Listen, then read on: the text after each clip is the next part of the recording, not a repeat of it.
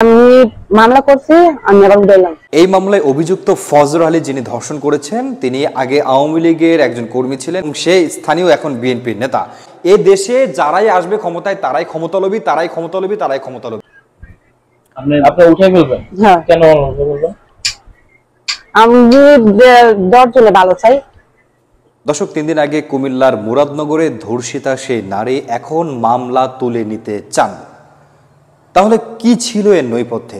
গত 3 দিন আগে হিন্দু ধর্মাবলম্বীর একজন মহিলা তার ঘরের বেড়া ভেঙে এক দল গিয়ে সেখানে দলবদ্ধভাবে ধর্ষণ করে এবং ধর্ষণের নোংরা সেই ভিডিওগুলো ধারণ করে সোশ্যাল মিডিয়াতে আপলোড করে। এমন একটি ন্যাক্কারবাচক কাজ হয়েছে এবং ওই ভুক্তভোগী মহিলা থানায় মামলা করে। মামলা দেওয়ার 2 দিন পরেই সেই মামলা আবারও তুলে নিতে চান সেই ভুক্তভোগী নারী। কিন্তু কেন? এই ধর্ষণ মামলায় এখানে 2টা বিষয় রয়েছে, একটা হচ্ছে রাজনৈতিক, একটা হচ্ছে ধর্মীয়।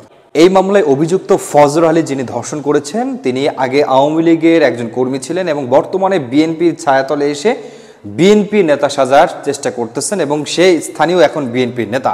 তার পাওয়ারে সে চলে, বিএনপির পাওয়ারে চলে এবং সে তাকে ধর্ষণ করেছে। ধর্ষণ করার পরে এইটা ভিডিও ছেড়েছে সোশ্যাল মিডিয়াতে।